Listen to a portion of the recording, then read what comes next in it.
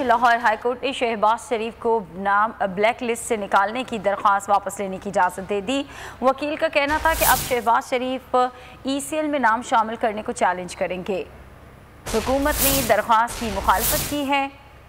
कहा supreme court में black list से नाम निकालने के हुक्म के खिलाफ वफाकी हुकूमत की दरख्वास्त के फैसले तक कार्रवाई मौखर की जाए।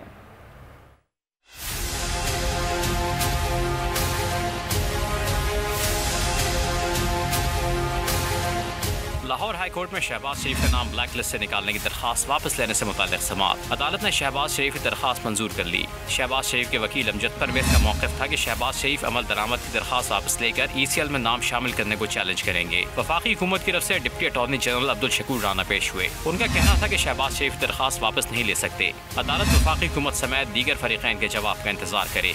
सुप्रीम कोर्ट में वफाकी हुकूमत की अपील पर समाअत कल होना है। अमजद परवेज एडवोकेट ने कहा वफाकी हुकूमत का कहना है मुतफ़र्रिक़ दरखास्त में इदारों के खिलाफ बात की गई कि इल्ज़ाम गलत है।